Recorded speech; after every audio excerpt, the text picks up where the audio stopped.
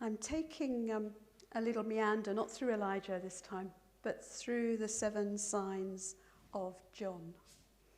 And John is an unusual gospel. I'm just going to recap a little bit of what I said yesterday, just so that we all catch up. I'm not going to go through everything I said yesterday. But John is an unusual gospel. He doesn't tell his stories of the life of Jesus in necessarily chronological order.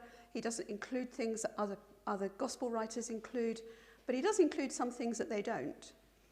And he is not trying to display the life of Jesus from beginning to end.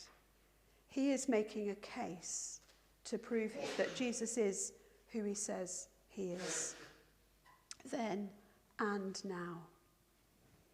And he wrote it later in life, so he had the distilled wisdom of years as he could think about it, as he made connections between things that he saw and things that he was perhaps learning. So he was able to write a gospel that's quite different in picture and in the way it's presented to Matthew, Mark and Luke. He doesn't tell all the miracles of Jesus, just the carefully distilled ones that present his case. And yesterday we started with the first sign, and the first sign was the wedding at Cana, and we looked at the story of the water that was turned into wine. And asked the question, what's the sign that John wants us to see in that story? And we looked at the fact that it was the creative power of God that could change one substance into a different substance. And that, of course, outworked through Jesus. It tells us that Jesus is Lord of nature. And so the second sign of John is going to tell us a different aspect of Jesus' lordship. We've sung songs about his lordship this morning, haven't we? So the second sign in John is the healing of the nobleman's son. And it's from John 4:46 to 54. And very helpfully, John concludes this with, this was the second sign, just in case we'd missed it. So reading from verse 46, once more, Jesus visited Cana in Galilee, where he had turned the water into wine. And there was a certain royal official whose son lay sick at Capernaum.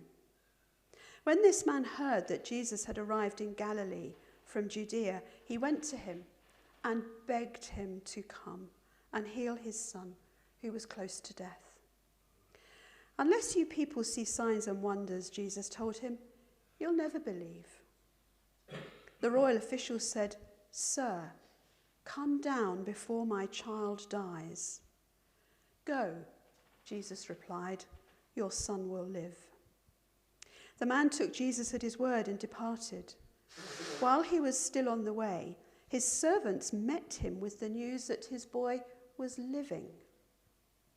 When he inquired as to the time when his son got better, they said to him, yesterday, at 1 p.m, the fever left him. Then the father realized that this was the exact time at which Jesus had said to him, your son will live. So he and his whole household believed. This was the second sign Jesus performed after coming from Judea to Galilee. So Jesus is back in Cana. We were only in Cana yesterday, but since then Jesus has travelled a bit. I wonder if he's got family or friends there. Don't know, but he has reason to go back to Cana. And I had a look on the maps. It's not easy to tell because some dispute that where Cana is now isn't where Cana was then. But if it is, the distance between Cana and Capernaum is about 16 miles. It's quite a trek, particularly when you know the landscape of that area, which is hilly with a capital H. It is very steep in places. And Capernaum is down on the shore of Galilee. Cana is up in the hills. So those 16 miles would have been an uphill trek. Not a neat 16 miles, but a struggle, quite a journey, an arduous route. We did a little bit of it, didn't we, Nigel? Came down Mount Arbor. Remember? And that was literally handholds on the cliff face. It's a good job we didn't know we were going to do it before we got there. Steep. Steep. And Cana, you would think, would be the place where, and I'm assuming it was, where people remembered what had happened at that wedding. It couldn't have been that long before. Jesus has returned now. And the news of what had happened at that wedding must have gone through that place like wildfire is the expression, isn't it? And here is Jesus now back in Cana. And I wonder if people were thinking, what's he going to do this time? Maybe they were. But the news had certainly spread, and the nobleman, we don't even know his name, royalty perhaps, makes the uphill journey to find Jesus. And as you think about it, you know, sometimes there is a question over whether this man has faith or not, and we'll look at that in a bit more detail in a minute. He's got to have some kind of faith to leave his sick son at such a desperate time, hasn't he? That's not something that you would do easily, or, you know, it's not a light decision. That's going to be a weighty decision, isn't it? Do I take the risk of leaving the household with my son so sick to go and find this man where there are no guarantees? But he finds Jesus and he comes to him with a bold ask. Please heal my son. We could learn a lot from the directness of his request, couldn't we? How often do we beat around the bush? Please heal my son. Please come and heal my son. And in that, there is the implicit, I need you to come with me and touch my son. He begged Jesus. His son was close to death. The word begging, imploring, that yearning for Jesus to do as he asked. And interestingly, the word has got a meaning within it that says it comes with a sense that it's a request for a special consideration because it comes from someone in a preferred position. And I wonder if that means that the nobleman, the royalty man, whatever he was, had some sort of sense that because he was royalty, his request would be heard even more than if he wasn't. Does that make sense? A request for special consideration.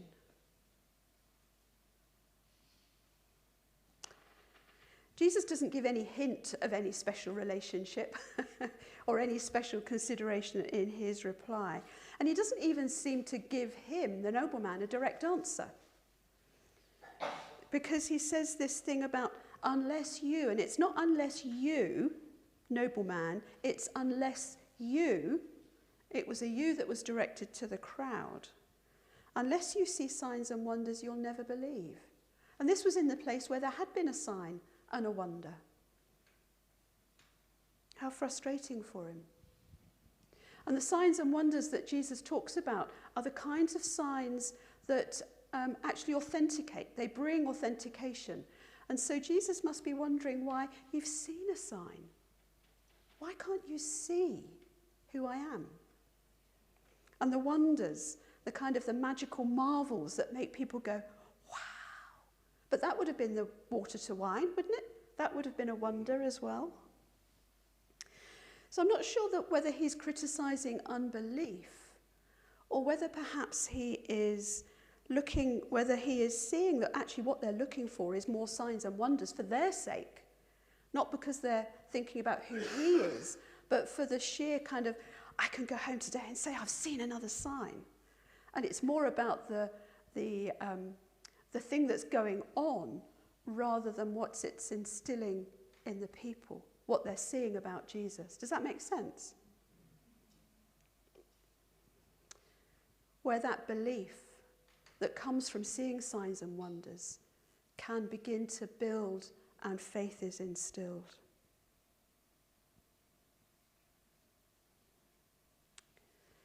This man had travelled a long way. And after Jesus has made this statement about signs and wonders, he asks him again. The royal official said, "Sir, come down before my child dies." There's a hint of desperation there, isn't there? Time is running out, and we've got 16 miles to walk to get there. Please come. And we don't know whether Jesus responds out of compassion, whether he responds out of the belief or the faith he does see in the man. But it seems that he has a curious thing to say. He doesn't say, "I'll come." He says, "You go. You go, and your son will live." In that moment, what would you have done? Would you have gone? Would you have trusted what Jesus was saying? That to go back home, you're going to find him well? Or would you carry on in your insistence that the only way is for Jesus to come with you? Go, he says. That's a big and weighty decision. In fact, it's a leap of faith, isn't it, really, that the man went. He did go. And as I was thinking about it, I would have loved to have been there in the crowd as this nobleman, maybe he was dressed in some finery, dirty from the walk probably, stands in front of Jesus. And Jesus says, "Go, your son will live." And this man is looking into the face of Jesus, searching for that kind of affirmation. It's going to be all right. You can trust me. Go. And I wonder what that look, that gaze would have been like. Searching his face for the reassurance that, yes, he could go. Had he got what he'd come for? At that point, he doesn't know, does he? All he can do is trust the word of this man. And of course, as he turned and went and got towards home, the servants came out and said, "He's well, he's well." And they had the conversation and they worked it out that the son's fever left him at the time when Jesus said go and the nobleman left. So was the boy healed? I don't know the answer to this question. Was the boy healed when Jesus said go, or was the boy healed when the nobleman turned to go back? Don't know. Does it matter? What does John want us to see in this story? In the Cana story, it was to see that Jesus was the Lord of creation. Authority over created things. This is a different revelation, a little bit deeper than the first one. This is the revelation that Jesus is Lord of life. Lord of life. Not life and death yet, that comes later in the signs. This is Jesus is Lord of life. Able to restore life, give life, sustain life, fill life, the gift of life. So think about your life for the moment. Are you living life?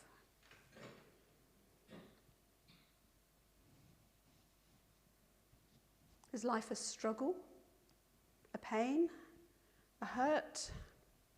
Does it feel like a gift at this moment?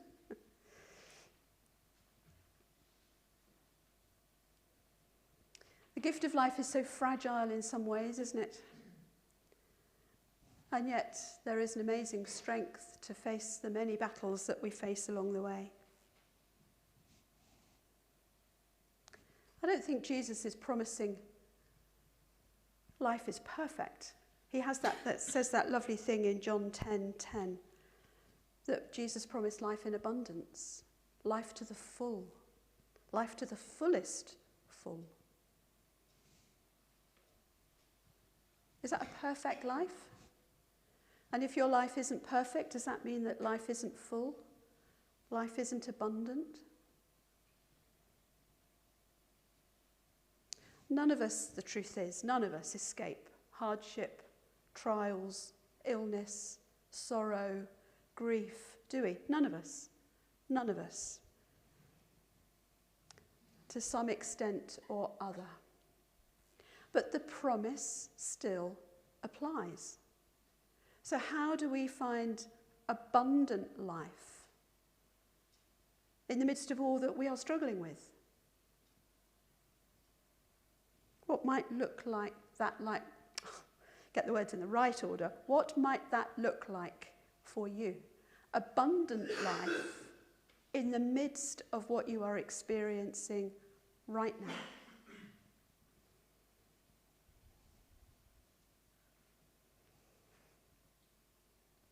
Lord of the sorrow, maybe. Lord of the grief.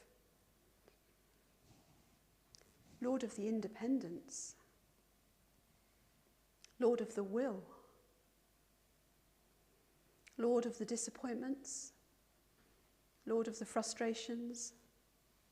Lord of the hopes. Lord of the dreams. There's something about keeping our eyes on Jesus, I think, in order to find that abundance. It's a shift of attitude, isn't it? Rather than poor me, bitter me, jealous me, why did this happen to me kind of thing. But it's giving Jesus permission to be Lord of life for me, in my life. Good and bad, all the facets of life. And I read those verses from Ephesians to begin with.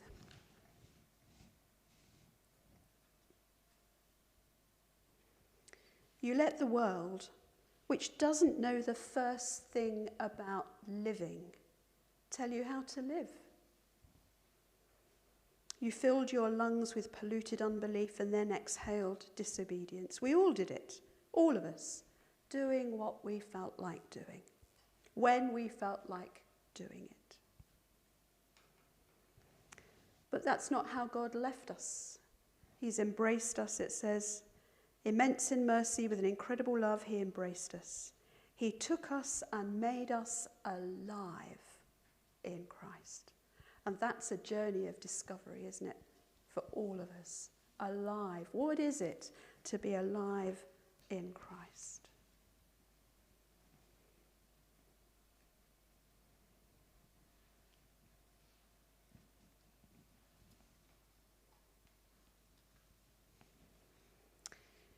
So just as a bit of a reflection, I'm going to read this poem by Pat Marsh in her book Whispers of Love.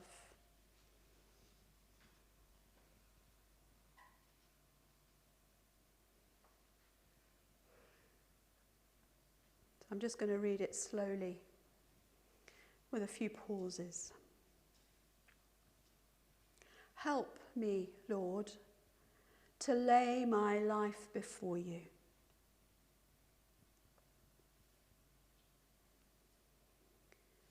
Whispered prayerfully in the quiet of a contemplative moment, it sounds so simple.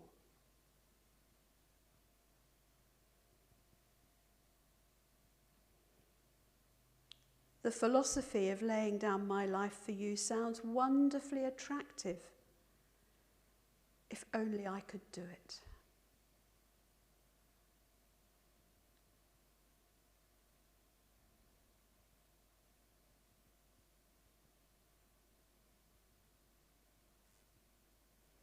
In the peaceful moments, it feels like it could be easy. But when the stresses of my life crowd in on me from all around, bombarding me with busyness, great heaps of problems tumbling at my feet, then, Lord, it's hard. Teach me to pause. Teach me to step outside the melee for a moment. Sidestep the pressures and the troubles for a while. And in the quietness, the deep, still quietness of my heart, find you.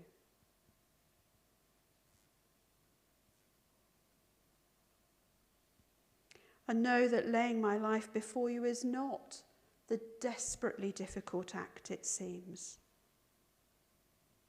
but rather can be profoundly simple.